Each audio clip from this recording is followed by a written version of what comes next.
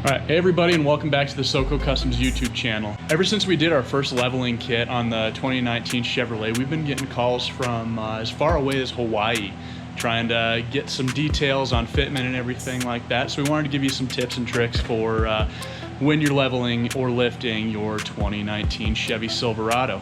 As you can see, we've got this one going up 6 inches on the rough country kit, so we wanted to start giving you some pointers.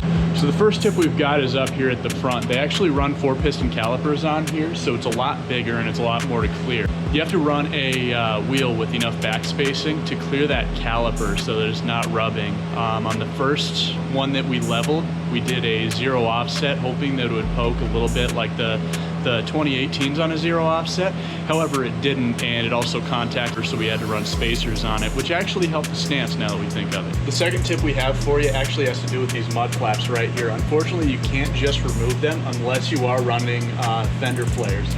These are actually drilled into the body, so you do have kind of an oval indent right there. It actually doesn't look very good if you remove these mud flaps here. You can actually cut these or leave these as is if your tire does clear.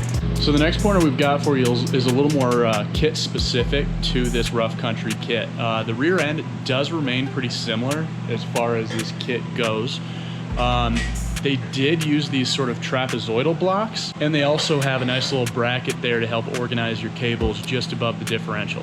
Another difference here that's kit specific is they actually changed the location of the diff drop. It's on the back of the crossmember bracket. So with this kit, we didn't have to use any spacers because it looks like the front and the rear track width are about the same.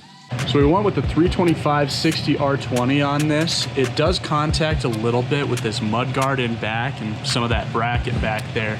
I think that if you were to go with the standard size on the 35/1250, you might be in the clear, but obviously that'll depend on what sort of offset you're running. However, it does seem to clear up on the front, so it doesn't seem like we're going to have to do much work on that side.